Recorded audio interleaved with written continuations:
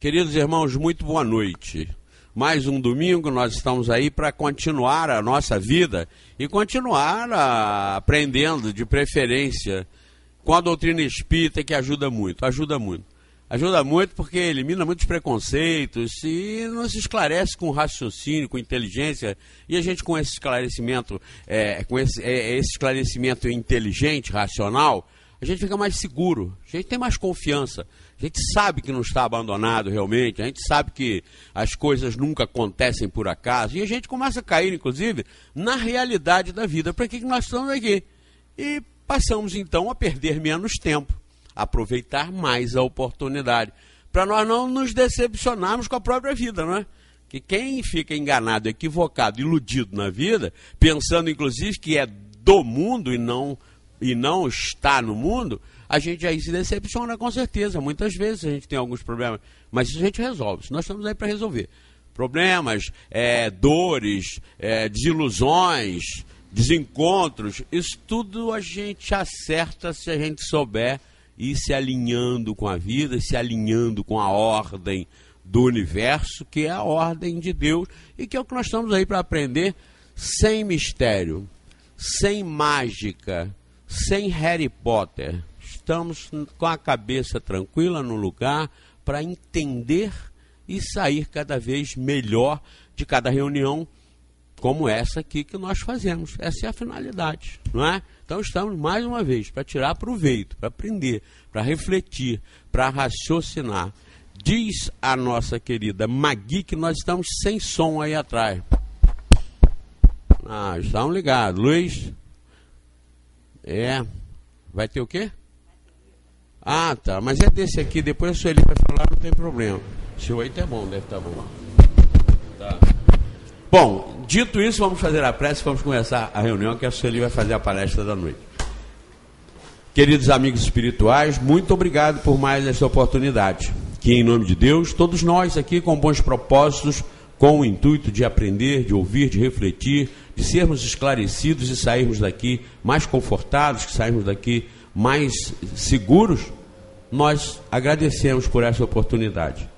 E em nome de Deus, com a presença dos bons espíritos que nos ajudam, nos incentivam, nos intuem, abrem os nossos entendimentos para nós tirarmos o maior proveito possível da nossa reunião, nós vamos iniciar os trabalhos da noite, dando graças a Deus, e que assim seja. E com vocês, Sueli Machado. Uma boa noite a todos. Vamos para o nosso compromisso de estudo, né? Estudar um pouquinho da doutrina, com certeza ajuda, facilita a nossa vida nesse dia a dia.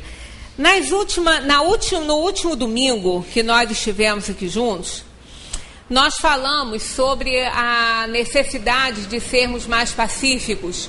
Uma das bem-aventuranças, né? Bem-aventurados os brandos e pacíficos, porque herdarão a terra.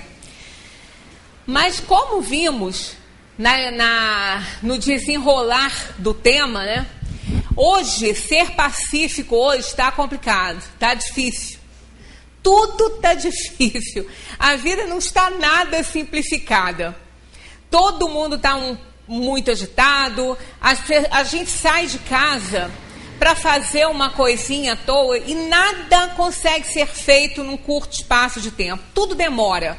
Que é onde a gente vai ter uma fila, tem um engarrafamento, tem problemas. Então ninguém faz nada rapidinho, né? Ninguém hoje pode sair de casa rápido, né? Deixando alguma coisa desenrolando em casa, assim, vou ali rapidinho, já estou voltando. Não façam isso porque dá zebra, porque ninguém vai rápido.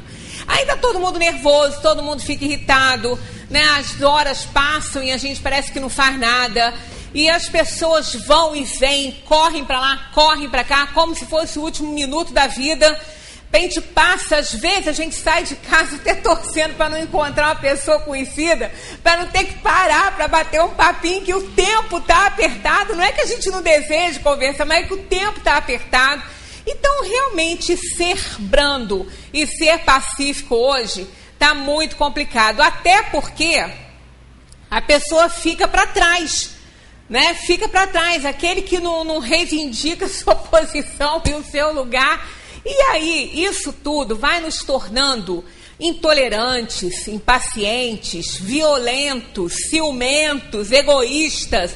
Tudo que a gente já é, nós vamos exacerbar com essa situação do dia que a gente vive, dado o momento que a gente está vivendo. Trouxe, portanto, uma outra bem-aventurança que complementa aquela, porque o Sermão do Monte foi, assim, a grande fórmula para a felicidade, né? Jesus reuniu. Se nós não tivéssemos tido nenhum outro ensinamento do Mestre, se ele tivesse vindo ao mundo somente para fazer o Sermão do Monte, nós teríamos conteúdo suficiente para alcançar a perfeição, para sermos felizes. Então, o Sermão do Monte, ele contém todas as orientações, todo o norte, né? Toda a orientação certa para que a gente possa alcançar a nossa felicidade. Uma delas foi aquela, quer dizer, entre as 9, né? 8 em algumas traduções. Então encontramos aquela: brandos e pacíficos herdarão a terra. Hoje trouxemos a bem-aventurança da misericórdia. Bem-aventurados os que são misericordiosos, porque obterão misericórdia. Porque com aquela questão da gente não dar muito valor a essa brandura, a mansuetude, né, a calma, a gente acaba se tornando um problema na sociedade, para as pessoas que nos cercam, né, falando coisas que nós não gostaríamos de falar, fazendo aquilo que também não apreciaríamos fazer. E às vezes nos arrependemos muito e precisamos da misericórdia dos nossos amigos, da misericórdia dos nossos afetos, para que a gente possa viver um pouco mais em paz. Então, nós precisamos do perdão das pessoas, né? Nós precisamos que as pessoas nos perdoem aquele momento em que a gente falou que não devia, estava estressado, o dia não foi bom, não estávamos nada brandos, então nós precisamos.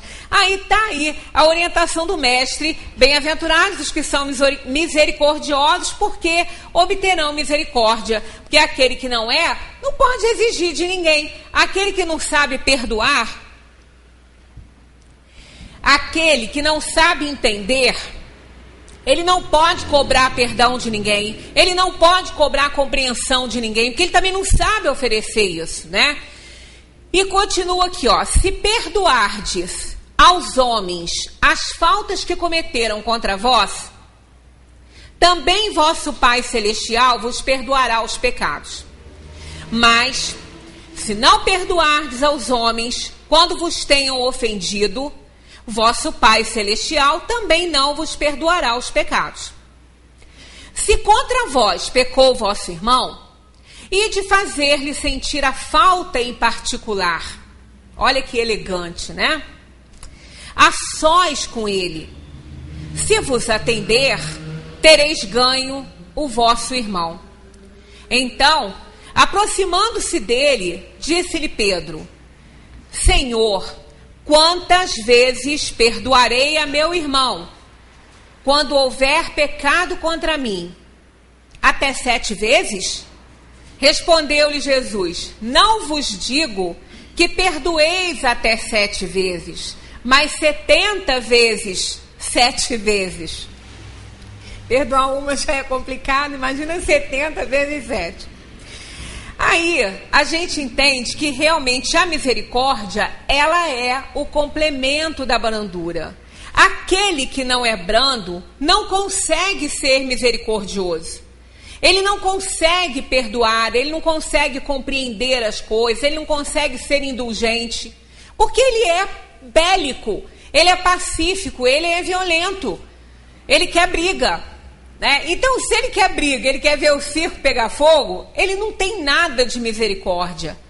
Ele quer mais que as coisas esquentem, né? Que a chapa esquente.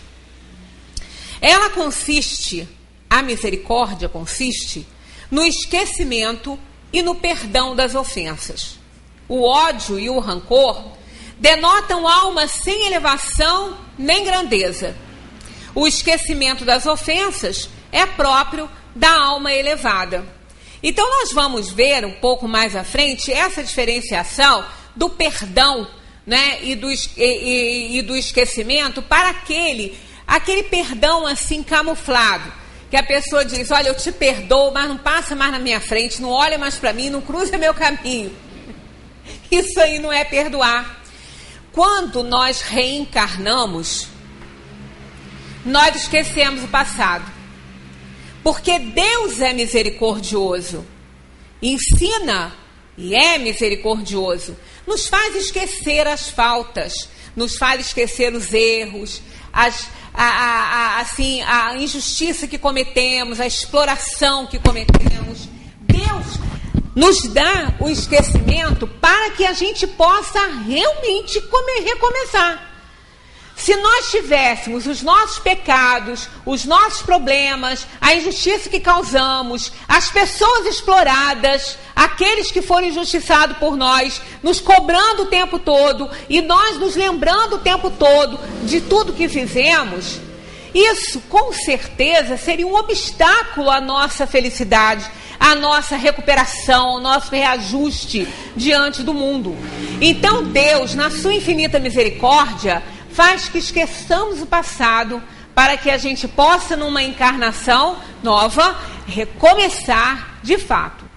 Aí nós vamos passar por dificuldades, porque nós escolhemos as nossas provações, as nossas expiações, né? Na erraticidade, fazendo o balanço da vida que levamos, nós fizemos escolhas para a gente poder se redimir com a vida, com as pessoas, com o passado, com Deus. Então nós sabemos por que estamos passando determinadas coisas, mas está esquecido, está no arquivo mental. Não é permitido que esse arquivo mental, cheio de problemas, venha ao nosso consciente. Por isso que quando a gente fala nessa onda que está aí, de regressão a vidas passadas, de terapia nesse sentido, aí, eu preciso saber o que fiz, eu preciso saber quem fui. Quando isso for necessário para que a gente possa consertar um erro do presente, vai chegar até nós através de um sonho, de uma intuição, de alguma forma isso vem. Mas nós não devemos, sem uma razão muito boa, sem uma indicação por um profissional muito sério, e que vê nisso aí uma possibilidade de cura para um problema que estivermos passando, a gente não deve ficar curioso com esse passado, ficar procurando o problema, porque se Deus nos deu o esquecimento, é porque isso era importante para que nós pudéssemos recomeçar. Hoje, se nós estamos tendo problemas de relacionamento com uma pessoa muito querida, se nós estamos tendo problema para amar alguém que faz tudo, que nos conquista, que faz tudo para ser amado e que nos ama muito, e nós estamos nessa dificuldade, se nós lembrássemos o que pudéssemos ter feito com aquela pessoa no passado, poderia a dificuldade aumentar muito mais. Então, por isso que nós não devemos ficar buscando essas coisas sem uma indicação. Existem momentos na nossa vida, existem casos em que ela pode ajudar, né? Ela pode ajudar, mas isso não deve ser feito com curiosidade e nem muito menos com curiosos, como a maioria que faz isso aí é mais curioso do que outra coisa. Então a gente tem que ter muito cuidado com isso. Na questão 886, Kardec pergunta: qual o verdadeiro sentido da caridade? Como eu entendi Jesus? Está lá na Lei de Justiça, Amor e Caridade, uma das leis morais bem desenvolvidas ali em O Livro dos Espíritos, e depois mais desenvolvidas ainda no Evangelho segundo o Espiritismo, que foi dessa terceira parte de O Livro dos Espíritos que Kardec desenvolveu o Evangelho segundo o Espiritismo. Então, a resposta dos Espíritos é essa aqui, ó: benevolência para com todos, indulgência para com as imperfeições alheias e perdão das ofensas. As duas, né? A benevolência quer dizer não só ser bom, ir atrás daquele que precisa para que a gente possa ajudar. E a indulgência e o perdão caminham juntos. A indulgência, sermos indulgentes, pacientes, tolerantes para com o próximo. E uma das maiores caridades é exatamente essa: a caridade para com os problemas morais das pessoas, com as inferioridades, não é? Porque todos nós já passamos pelo caminho da ignorância total, como Deus nos fez simples e ignorantes, e fomos nos desenvolvendo. E nessa caminhada fizemos muitas coisas erradas, prejudicamos muitas pessoas, precisamos do perdão. A gente só fica imaginando se Deus não nos perdoasse, né? Como que nós estaríamos aqui vivendo com a nossa consciência, com o nosso dia a dia? A benevolência, ela se exprime na boa vontade e na disposição para praticar o bem. A indulgência é clemência e misericórdia para com as imperfeições alheias. E o perdão é o ato de desculpar as ofensas. Segundo os espíritos, a alma já mais evoluída, ela nem nunca tem que perdoar, porque ela nunca se ofende. Ela é tão indulgente para com os semelhantes, que ela entende tanto a inferioridade dos outros, ela entende tanto essa questão dos limites, que ela não se ofende. E entende que ou a pessoa não estava no bom momento, ou a pessoa não consegue oferecer mais do que ela está oferecendo. Então ela simplesmente, não se ofendendo, não tem do que perdoar. Foi quando perguntaram a Gandhi quantas vezes ele já havia perdoado, ele que ensina tanto perdão, e isso é tão difícil. Ele disse: eu nunca precisei perdoar, nunca perdoei ninguém. Mas como? O senhor não ensina? Ele falou: ensino, mas eu nunca fui ofendido. Eu nunca recebi nenhuma ofensa para ter que perdoar ninguém. Quem perdoa é Deus, né? Então a gente sabe que é uma alma elevada, muito elevada. Mas muitas vezes nós nos ofendemos por muito pouco. A gente se ofende por nada, né? Nós muitas vezes somos muito melindrados e qualquer coisinha nos afeta, né? Isso aí é um passo para a gente ficar assim bem sozinho. A Marta Medeiros, ela escreveu uma crônica na revista do jornal da semana passada, de domingo passado, interessante. Ela focalizou mais essa questão dos relacionamentos amorosos, né, dos relacionamentos afetivos. E ela contou o caso de uma amiga que dispensou o namorado porque ele não gostava de Tom Jobim, das músicas de Tom Jobim. Estavam no carro, aí começou a tocar a música de Tom Jobim, de autoria de Tom Jobim, e aí ele mudou a estação e falou: não, isso aí não dá para aguentar, isso é um xarope. Aí ela falou assim: isso é um fator de descarte. Eu não posso aguentar alguém que não goste das músicas de Tom Jobim. E ficou sem o namorado, porque dispensou o namorado. Aí a gente fica assim imaginando, né? Trazendo isso para o todo, não só para a parte afetiva.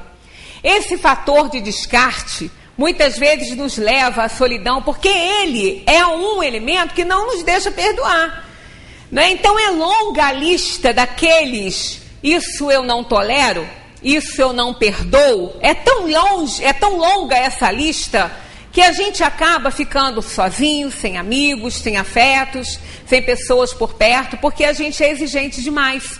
A gente não sabe compreender, não sabe ser indulgente, não sabe perdoar, não sabe respeitar a individualidade dos outros. Então a gente acaba ficando só, né? Então ela diz que realmente essa longa lista aí, dos isso eu não tolero, isso eu não perdoo, é um passaporte perfeito aí para a nossa solidão, né? Para a gente ficar só na vida.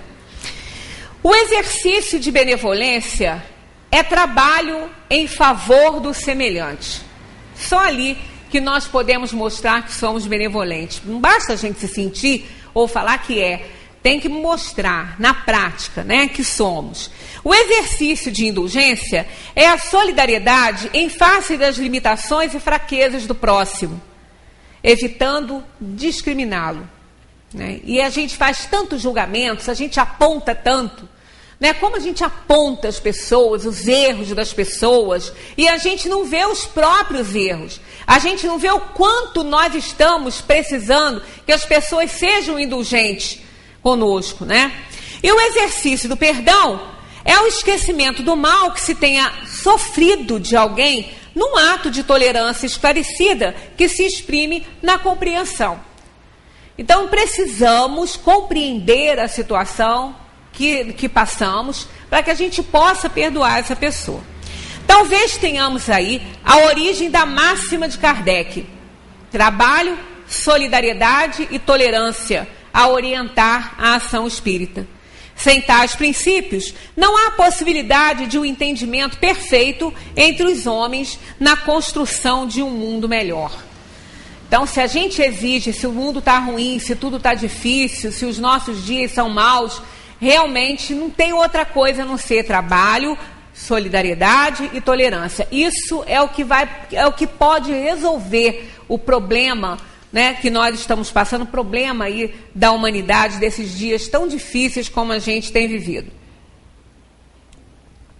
A gente reclama muito do tempo, a gente reclama muito dos fenômenos, de tudo isso que está acontecendo, mas isso é muito, o sofrimento que isso causa é muito pequeno perto do sofrimento que a gente tem causado por nós mesmos, pela nossa própria inferioridade, pelo nosso egoísmo, pelo nosso vício de uma maneira geral, pela nossa insanidade, né, diante da sociedade, porque às vezes nós nos tornamos insanos, né, enlouquecidos com tudo isso que está aí, e a gente lava as mãos e larga para lá, eu não tenho nada com isso. Claro que nós temos, nós somos um elemento dessa sociedade, a gente tem muito a ver com tudo isso que está acontecendo, a gente não está nela por acaso, ninguém nasce aqui ou acolá por acaso. A gente nasce exatamente, a gente é plantado no jardim que a gente merece, né? E somos cercados pelas flores também que a gente merece. Às vezes não são flores, às vezes só é uma erva espinhenta, mas é porque a gente mereceu, né, nascer ali. Ai daquele que diz, nunca perdoarei. Esse, se não for condenado pelos homens, sê-lo-á por Deus. Essa condenação por Deus, né, a condenação que a própria consciência vai nos impor. É ali que está escrita a lei de Deus. Né? Quando se fala num tribunal divino, não vamos pintar um quadro, né, de um tribunal no céu, na espiritualidade, com aqueles senhores vestidos de branco, barba, apontando o dedo para a gente, que não é isso não. É a nossa consciência a nos cobrar o que a gente não fez de bom, tudo de ruim que teve origem no bem que a gente não fez, o mal que a gente provocou, é a nossa própria consciência. Então, se nós não formos cobrados aqui, seremos cobrados após a desencarnação pela nossa consciência. Mas normalmente a gente já é cobrado na vida em que a gente está levando. Com que direito reclamaria ele o perdão de suas próprias faltas se não perdoa aos outros? Né? Com que direito a gente quer que as pessoas nos perdoem se a gente não sabe fazer isso, né? Jesus nos ensina que a misericórdia não deve ter limites. Quando diz que cada um perdoe ao seu irmão, não 7 vezes, mas 70 vezes 7 vezes. Ninguém aqui vai ficar contando quantas vezes vai perdoar cada pecado a alguém, né? Mas esse 70 vezes 7... quer dizer infinitamente. O 7 é um número muito especial.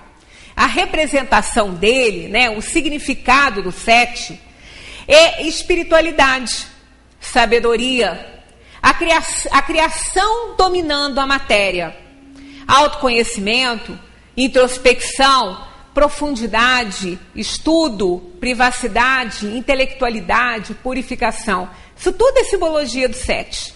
Então, 70 vezes 7 é perdoar infinitamente com sabedoria, né? Sabendo através do intelecto o que está fazendo, através do autoconhecimento. Então, tudo isso é o 7, quer dizer, é realmente o perdão infinito.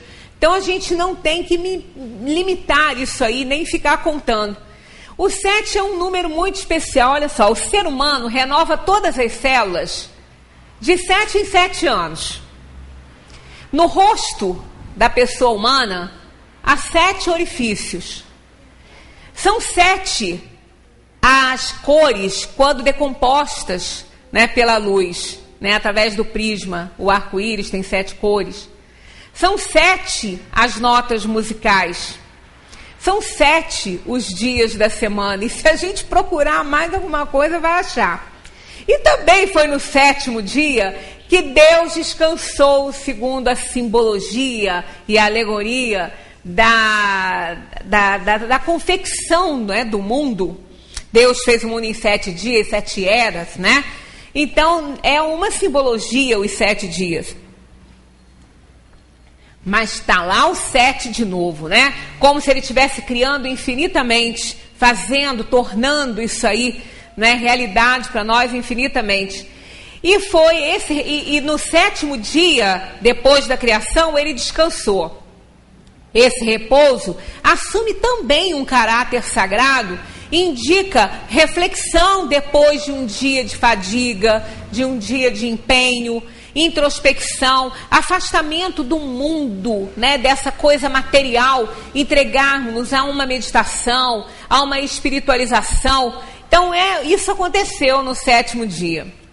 Há, porém, 2 maneiras bem diferentes da gente perdoar alguém.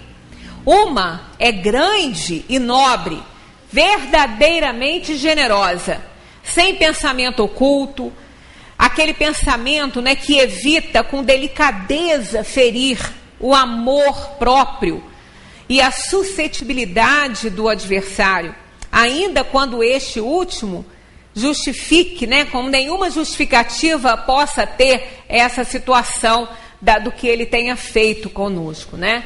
Mas essa é a maneira nobre de perdoarmos. Não fazendo o outro ficar culpado, o outro sofrer porque fez isso ou aquilo com a gente, como eu sou bonzinho, eu estou te perdoando, né? Não é dessa maneira, é aquela maneira nobre, né? Que a pessoa entenda que realmente ela está sendo perdoada, que ela fez alguma coisa impensadamente, e sem causar um constrangimento e uma humilhação para aquele ofensor. E a outra forma, a segunda, é a em que o ofendido ou aquele que tal se julga, porque às vezes ele não foi, mas ele se julga assim. Quando a pessoa é muito chegada a milindres, né, quando ela é muito milindrada, ela vê a ofensa onde não existe. Né? Se a gente passa por ela na rua e não vê, não viu, passou correndo e não viu, pronto, ela já toma aquilo ali como uma ofensa. O que houve? Fulano está com raiva de mim, não gosta de mim, aí não fala com a pessoa mais, ou quando fala, vai brigar, vai tirar satisfação porque que não viu. Mas não viu, a pessoa não viu, passou e não viu. Né? E às vezes não podia, né, parar, mas aí dá só um tchauzinho, é muito pouco, viu como é que fulano me desprezou? Então, às vezes a gente pensa que foi ofendido, mas não foi. Impõe ao outro condições humilhantes e lhe faz sentir o peso de um perdão que irrita. Em vez de acalmar, se estende a mão ao ofensor, não faz com benevolência, mas com ostentação, a fim de poder dizer a toda a gente, vede como eu sou generoso com o meu próximo. Então esse perdão é pior do que outra coisa, é pior do que não ser perdoado.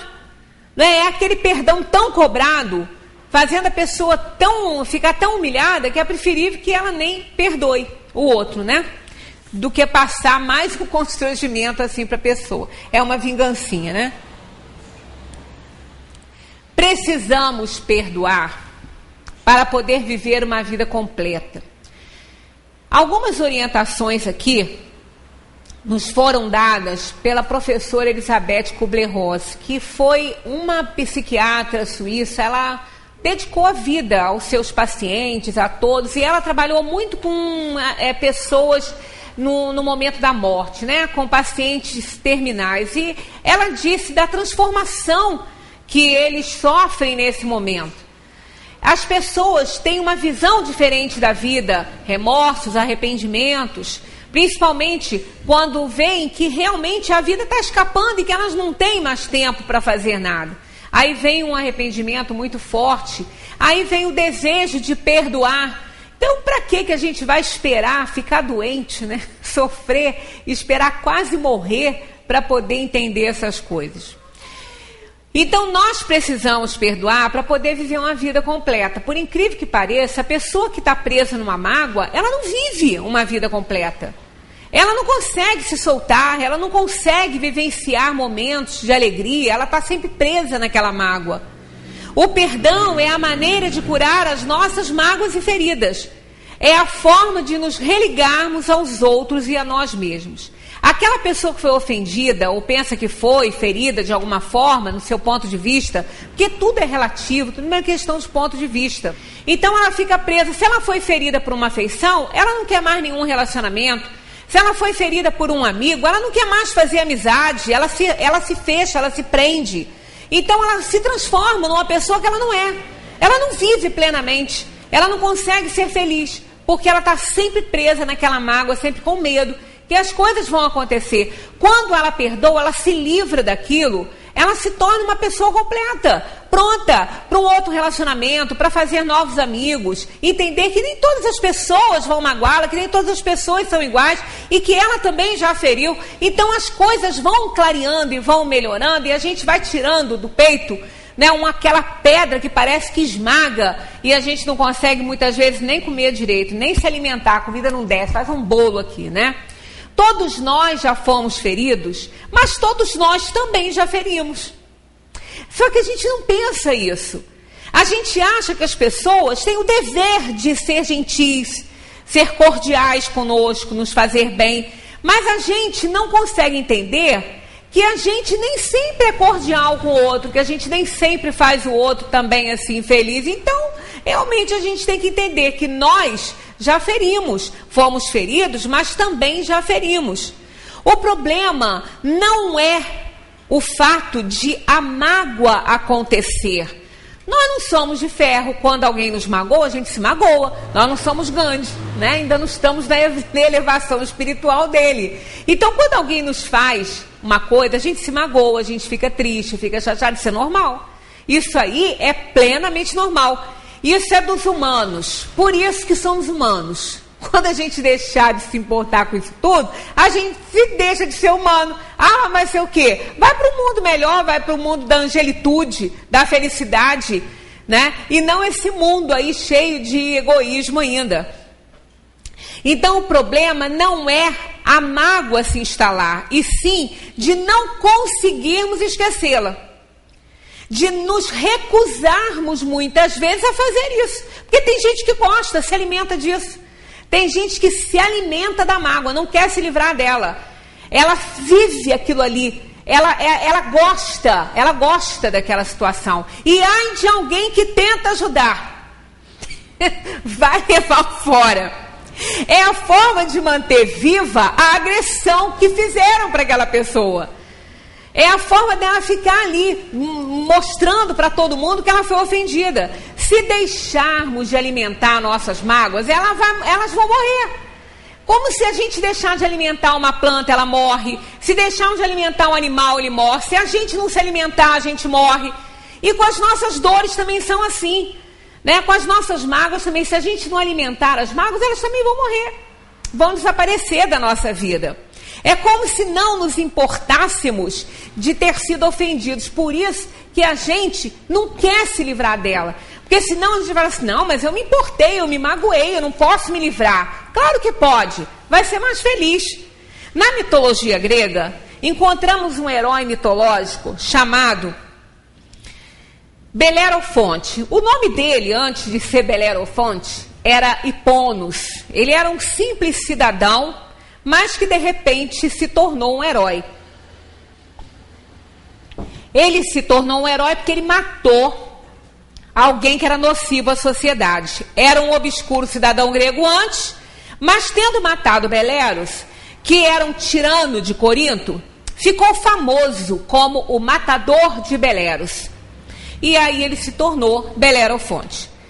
Montado no Pégaso, né, aquele cavalo alado, que nasceu da decapitação de Medusa, do sangue de Medusa, foi feito, né, aquele cavalo.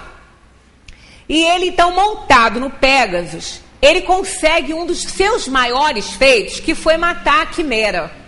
Belerofonte matou a Quimera e se tornou aí uma grande figura na mitologia grega. Realizou proezas memoráveis. E a mais valiosa foi essa, né, a Quimera, que era um fabuloso personagem que tinha cabeça de leão, corpo de cabra e cauda de dragão, que coisa horrível que devia ser, né? E aterrorizava as populações, expelia chamas, destruindo rebanhos e matando muita gente. Então o maior feito dele foi esse. Mas, como na mitologia muito se aproxima da nossa vida, ele queria mais, estava pouco. Ele não queria ser só uma figura importante, né? Ele queria tomar o Olympus. E com a ajuda de Pégaso, ele tentou chegar lá e foi massacrado por Zeus. Foi derrubado por Zeus o cavalo, caiu, se machucou muito. Em algumas traduções dizem que ele morreu ali, mas na Odisseia realmente é falado que ele levou um tombo e ele se quebrou muito. Aí ele foi condenado pelos deuses a vagar pelo mundo, coxo, cego, cheio de dor, né? Que coisa horrível. Então, mas aí é que tá. A saga de Belerofonte, como sempre, né, ela ocorre na mitologia, mas tem pontos de contato com a nossa vida, né? O objetivo é esse, né? E ele foi condenado pelos deuses, ele não recebeu mais nada, e ele foi condenado a viver e a vagar nesse sofrimento todo, devorando o próprio coração. Então, olha, um terror, né? Representa simbolicamente o comportamento de pessoas que, em face das tribulações da vida, das dificuldades que elas enfrentam, entregam-se a sentimentos negativos, guardam as mágoas, guardam as ofensas e acabam por serem devoradas por elas mesmas. Então, como hipônimos, devoram o próprio coração, né, naquela raiva, naquele ódio, naquela mágoa que sentem das pessoas.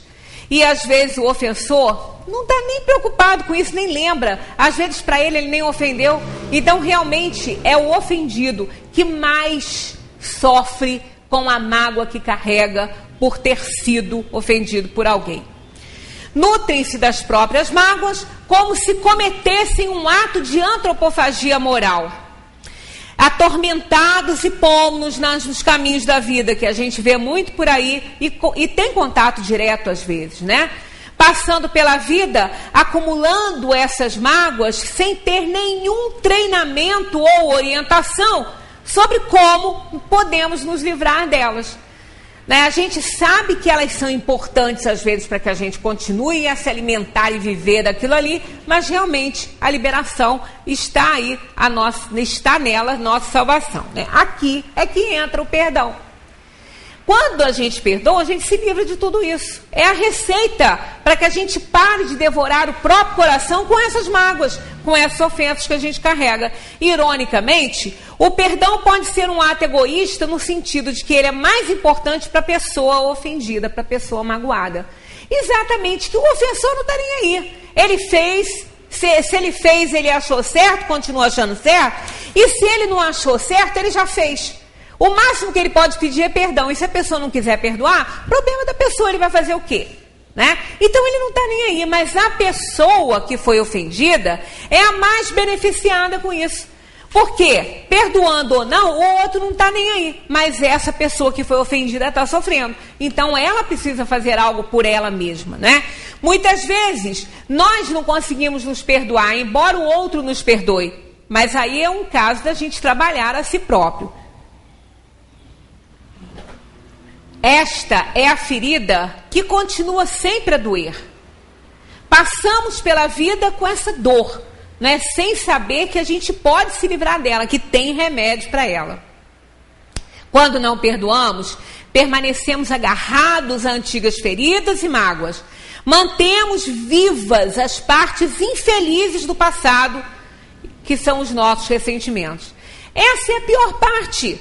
A memória é ótima. Né? A memória é muito boa. Esse negócio de trancar o passado para reviver, para viver o presente, é trancar o passado nas coisas que não valem nada, mas as boas lembranças, aquilo que valeu a pena, aquilo que nos estimula a viver, isso vale a pena lembrar. Né? Mas as pessoas ofendidas e magoadas, elas não conseguem lembrar das coisas boas. Mesmo porque uma pessoa foi amigo a vida inteira, fez isso aqui para ela, ela é uma pessoa não presta. Ela esquece tudo de bom, só vai lembrar daquele ponto ali. É como aquela parede lindamente pintada, bonita, com a cor que escolhemos. Aí na hora que o pintor estava pintando, pousou um bichinho, grudou, sujou a parede e ele não viu. Pronto, para quê? acabou a parede pintada, a gente só consegue ver aquele bichinho lá agarrado, ou então uma sujeirinha no canto, e não consegue ver aquela parede imensa, pintada, bonita. A gente vai lá naquele pontinho. Então essas coisas, nós é que escolhemos essas dores para nós, né? Quando não perdoamos, nós nos tornamos escravos da mágoa. Ser escravo já é um terror, e ser escravo de mágoa quer dizer aquela pessoa que nos magoou continua nos magoando. Ela continua fazendo, independentemente da vontade dela, ela continua nos prejudicando, mesmo que ela não queira, porque ela está vivendo em nós, no que ela fez, na mágoa que a gente não consegue esquecer. Quando perdoamos, nós nos tornamos livres dessa escravidão. O perdão nos traz muitas coisas, inclusive o sentimento de totalidade que parecia arrebatado pelo ofensor. Ele nos confere a liberdade de ser novamente quem somos. É aquilo que nós falamos, né? A pessoa se liberta, faz novos amigos, se for ofendida por um amigo, ela deixa isso para lá, né? Porque realmente ela precisa. Quem de nós nunca ofendeu ninguém, né, para a gente achar que a gente não é merecedor de nenhuma ofensa? Não é nem questão de ser merecedor ou não. É que a vida é isso, é uma troca incessante no movimento visível e invisível da natureza. Cada um toma atitudes que acha que deva tomar e o outro nem sempre gosta. Né? Então, para aquele, ele está fazendo certo, mas para o outro não está. E assim vai nos relacionamentos aí, nos mundos de provação e expiação. Tem aqui uma história interessante que diz assim: o professor pediu para os alunos levarem batatas e uma bolsa de plástico para a aula. Não é por acaso que a bolsa foi de plástico, aquela que dói aqui quando fica pesada na mão assim. Durante a aula, ele pediu para que separassem uma batata para cada pessoa de quem sentiu mágoas. Escrevesse os seus nomes nas batatas e as colocassem dentro da bolsa. Algumas das bolsas ficaram muito pesadas e a tarefa não parava por aí. Consistia em, durante uma semana, levar a todos os lados a bolsa com as batatas. Tinha que carregar para onde fosse. Naturalmente, a condição das batatas foi se deteriorando com o tempo. Elas foram apodrecendo, foram cheirando mal. E eles estão carregando aquela bolsa.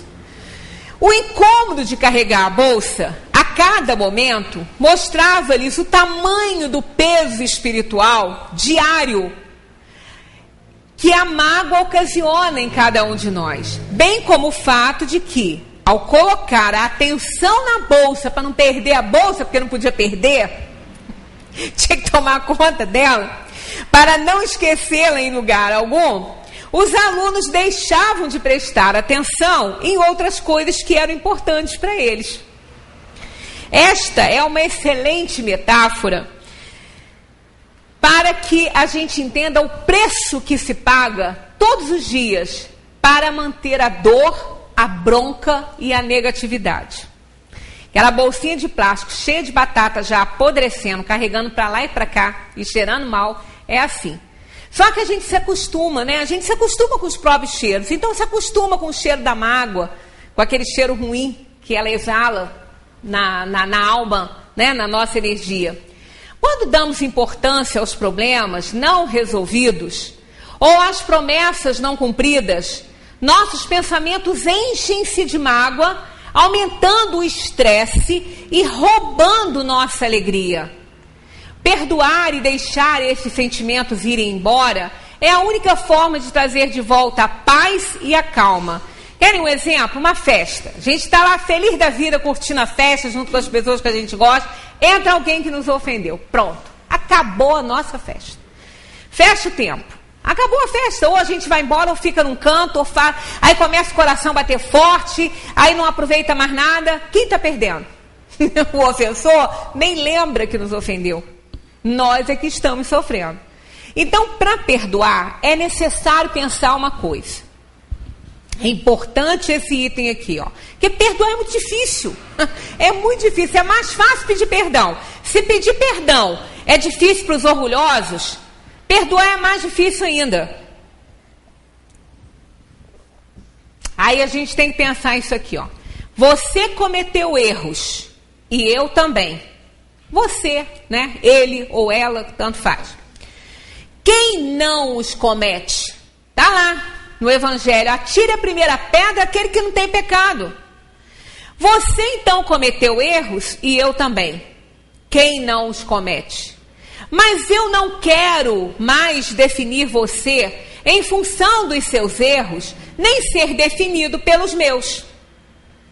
Isso é um raciocínio muito importante. Tanto que se nós perguntarmos, a gente pode ter horror de alguém. Pergunta a um amigo dessa pessoa que a gente tem horror, qual é a opinião dele a respeito daquela pessoa. Vai ser ótimo. Ele é amigo dele, nunca fez nada. Então, quer dizer, as pessoas não são os seus erros. Elas não são o que elas fazem. Elas são elas. E definir alguém por um erro, ou ser definido por alguém por um erro, é pesado demais. É uma condenação forte demais. Existem muitos bloqueios que dificultam ou impedem o perdão. Os dois principais são o sentimento de que, ao perdoar, estamos justificando o comportamento que nos feriu, e o desejo de vingança. São dois grandes obstáculos para o perdão. Mas perdoar não é aceitar o que o outro fez. Quando um pai abraça um filho que cometeu um erro e fica ali junto dele, ajudando aquela pessoa a vencer aquela dificuldade, ele não está sendo conivente. Ele não está aceitando o que o filho fez, ele só está ali, ajudando aquela pessoa que ele ama. Então ele não é conivente. Então quando a gente perdoa, a gente não está aceitando o que o outro fez. Significa que estamos abrindo mão da mágoa em nosso próprio benefício, quando percebemos que o fato de nos agarrarmos ao ressentimento nos obriga a viver infelizes. As pessoas que relutam em perdoar precisam se lembrar de que só estão punindo a si mesmas, a mais ninguém. Perdoar não significa deixar as pessoas pisarem em nós, de forma nenhuma. O perdão diz respeito à caridade no melhor sentido da palavra. Está lá, perdão das ofensas, indulgências para com as imperfeições alheias e perdão. Né? A perdoar, aquele em que consiste o verdadeiro sentido da caridade, que está naquela questão de O Livro dos Espíritos. Quando perdoamos, lembramos que a pessoa não estava no seu melhor momento. É aquilo, não definir o outro pelo que ele fez. Quando essa pessoa nos magoou, lembramos que ela é muito mais do que os seus erros. Não temos que perdoar o comportamento que nos feriu. Precisamos apenas perdoar a pessoa e não o comportamento. Ela não é aquele comportamento, ela é outra coisa, ela é muito mais do que isso, né? Então, um momento infeliz, muitas vezes. Claro que tem as exceções de pessoas que só prejudicam e só atrapalham, e são maldosas mesmo, mas nem todas são assim. Como escreveu Sérgio Brito, e os Titãs Cantam, queria ter aceitado as pessoas como elas são. Cada um sabe a alegria e a dor que traz no coração. Devia ter me importado menos com problemas pequenos. Né? Então isso é importante. Né? Essa letrinha da música Epitáfio é muito importante. Porque realmente ela fala de uma série de coisas. Quer dizer, naquele momento a pessoa podia não estar bem. Jesus passando com os seus discípulos, uma pessoa veio andando cabisbaixo, não falou com ninguém, não olhou para ninguém, parecia que estava com raiva do mundo, passou, e os discípulos acharam aquilo errado e ficaram ofendidos, falaram que se Jesus não reprovava, ele falou assim, você não sabe o que está passando no coração dessa pessoa, ele acabou de perder um filho. Então a gente às vezes é ofendido e não sabe o momento que a pessoa está passando. Então não podemos ser cobradores. Né? Cada um sabe a alegria e a dor que traz no coração. O desejo de vingança é outro bloqueio ao perdão. É preciso lembrar que o nosso perdão não isentará o ofensor do reajuste com o mundo, de pagar o que ele fez. Quando Deus nos perdoa, não nos absolve totalmente sem que a gente precise de pagar por aquilo. Não, nós vamos ter que reparar o nosso erro. Apenas não estamos sendo condenados eternamente. Então, o fato da gente perdoar não vai isentar a pessoa da sua culpa. Ela vai carregar aquilo ali, ela vai ser cobrada pela consciência, ela vai ter que pagar de alguma forma. Mas que não seja pelas nossas mãos. Não somos nós que temos que aplicar a pena de talião, e sim Deus. A vingança só nos oferece um sentimento temporário de alívio ou satisfação.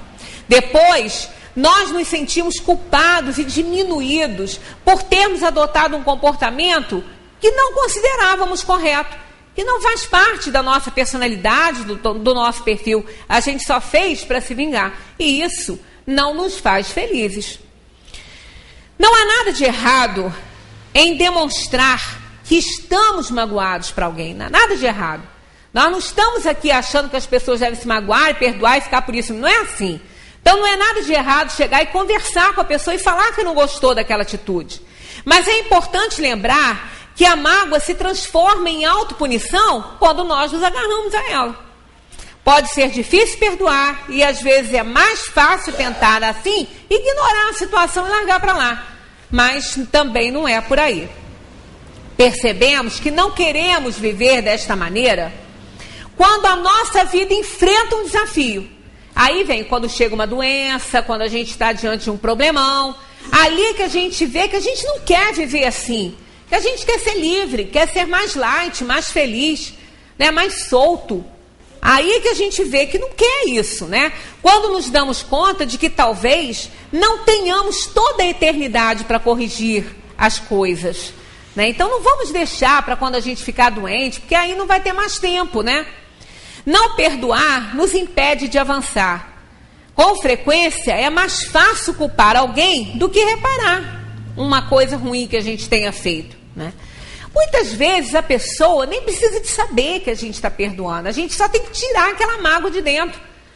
Né? Não precisa ir lá, bater no ombro da pessoa, abraçar, falar, eu te perdoo. Ele fala, mas eu não estou te pedindo perdão. Eu não estou te pedindo nada. Não é essa a ação. Não é esse o comportamento. É com a gente mesmo, é com a nossa intimidade, é com o nosso interior. Pronto, fulano fez isso, acabou, perdoei, não quero mais saber dessa situação. Que ele seja feliz lá e que não faça mais com ninguém. Pronto, se liberta dessa coisa. Né? Tenta perceber, tenta procurar qualidade nessa pessoa para ficar mais fácil. Né? Para ficar mais fácil de se livrar dessa mágoa enorme. Né?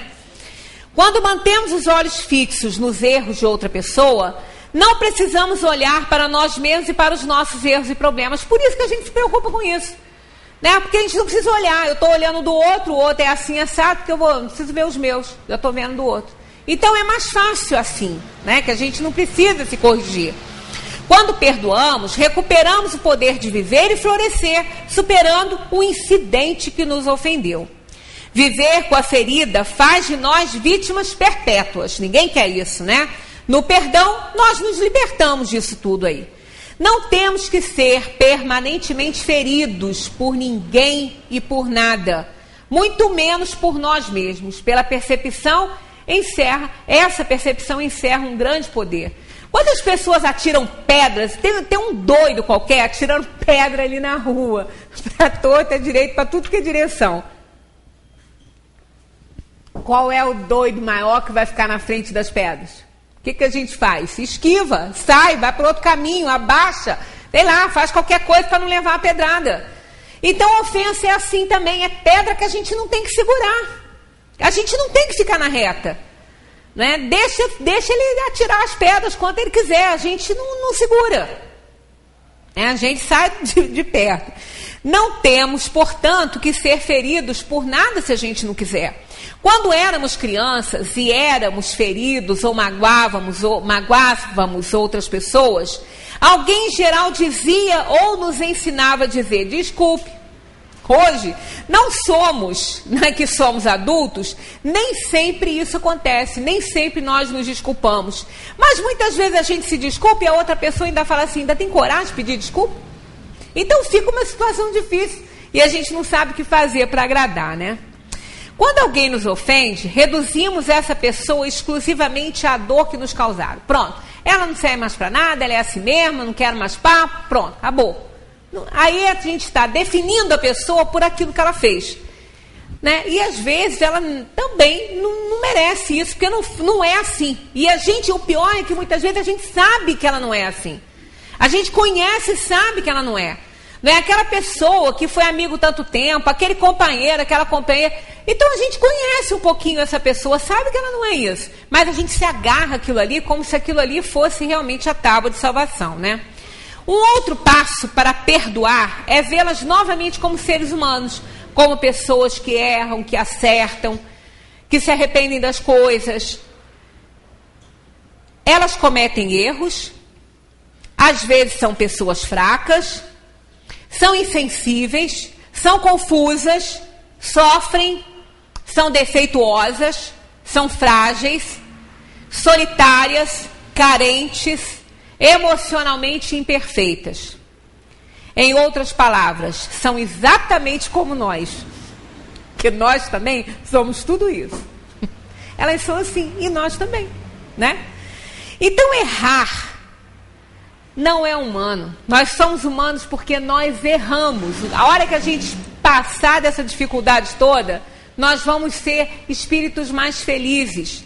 Sair desse período aí, onde a inteligência é afetada pela nossa inferioridade. Com frequência, a pessoa que precisamos perdoar somos nós mesmos. Temos que nos perdoar pelo que fizemos e pelo que deixamos de fazer. Esse é o fato. Muitas vezes somos perdoados, mas não nos perdoamos. Mas a gente precisa também ser indulgentes conosco, como também o Evangelho pede que sejamos com as outras pessoas. E reconhecer que se fizemos, também não estávamos num momento bom. Não tínhamos conhecimentos que pudessem nos ajudar a agir de outra forma. Então a gente tem que entender que naquele momento a gente achava que aquilo era o certo. Da mesma maneira que a outra pessoa que nos ofendeu também merece esse raciocínio. E aí aprender a se perdoar também. A gente não admite errar, a gente não admite cometer erros, não admite ter determinados sentimentos de raiva, de ódio. Por que não? Nós somos espíritos inferiores. E esse é o primeiro caminho para reconhecer o erro. Esse é o primeiro passo para o aperfeiçoamento. Reconhecer que erra, reconhecer que errou, tentar consertar o erro. Isso é muito bom.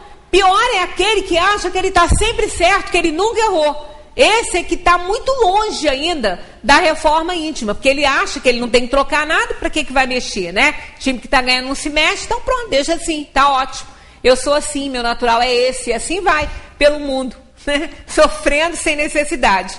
Sempre então que acharmos que cometemos um erro, devemos nos perdoar. Se sentimos que não aprendemos a lição, precisamos nos perdoar por não ter aprendido, mas fazer um esforço para aprender. É necessário esforço para a gente aprender isso aí. Somos espíritos ainda na faixa evolutiva da inferioridade. Estamos no mundo para cometer erros e aprender com eles. Neste mundo magoamos pessoas, quase sempre aquelas de quem mais gostamos. Sofremos, sentimos-nos, perdemos. Mas se fôssemos perfeitos, aqui nós não estaríamos. Compreendendo isso, reconhecendo os nossos erros, necessitando do perdão nosso e dos outros, fica muito mais fácil perdoar. Logo, tão grande é a necessidade de perdoar como a de saber pedir perdão. Pedir perdão é reconhecer os nossos erros, e isso é o primeiro passo para o autoconhecimento. Perdoar aos inimigos é pedir perdão para si próprio. Está isso no Evangelho segundo o Espiritismo, nesse capítulo dos Bem-aventurados Misericordiosos, né? Perdoar aos amigos é dar-lhe uma prova de amizade. E perdoar as ofensas é mostrar-se melhor do que era. Mostra evolução. Então é preciso lembrar que perdoar não é uma tarefa que acontece uma vez na vida, e sim um trabalho permanente, 70 vezes 7, infinitamente, né? Como diz a Marta, então, vamos ter cuidado com o fator de descarte. Acumular isso aí, exigir demais é estar só, é ficar só, é curtir solidão, é não ser bem-vindo aos lugares, né? Porque a longa lista de isso eu não perdoo vai nos levar à cidade da solidão. E nós não queremos isso, né? O perdão nos ajuda a permanecer em paz e em contato com o amor. Muita paz para todos, que a gente continue a estudar a doutrina, que nos faz assim tão mais felizes.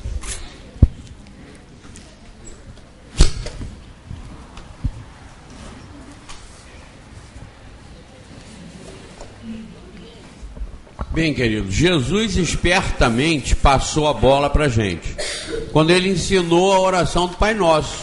Lá no meio dela está lá: perdoai as nossas ofensas. Como? À medida que nós estivermos perdoando a quem nos ofende. Deixou nas nossas mãos. E como foi esperto? Como é que a gente vai orar, Pai? Falou como é que vai orar. E arrematou com essa célebre constatação: perdoai as nossas ofensas. Como? Na medida que a gente também perdoar. Então nós primeiro realmente temos que partir para o perdão. Muito bem, vamos levar para casa todas essas informações, refletir sobre isso e colocar em funcionamento. E como disse muito bem a Sueli, nós não podemos perdoar pelos outros, nós temos que perdoar por nós mesmos. Nós não podemos pedir ao vizinho que vá lá e perdoe para a gente. Se nós somos ofendidos, nós temos que perdoar. Reflitamos e coloquemos em funcionamento, porque realmente vale a pena. A vida fica mais leve, não fica? Fica bem mais leve. A gente, quando era criança, que brigava com coleguinha e tal, logo no dia seguinte, porque criança briga num dia, no dia seguinte já está tudo certo. Mas era bom perdoar e voltar a brincar junto. Brincava junto com aquele inimigo de ontem, que era amigo de hoje, porque a gente perdoava e era tão gostoso, né? E isso acontece com a gente mesmo, é o efeito do perdão. Quando a gente é jovem, criança, a gente não tem toda aquela rusticidade já da personalidade, do egoísmo. A gente está mais tenro, mais sutil, né? Então a gente perdoava, no dia seguinte ia jogar bola de gude, soltar pipa, ia fazer uma opção de coisa, que maravilha. Aí o inimiguinho já era um amiguinho do dia seguinte. Isso faz efeito, sim, muito bom.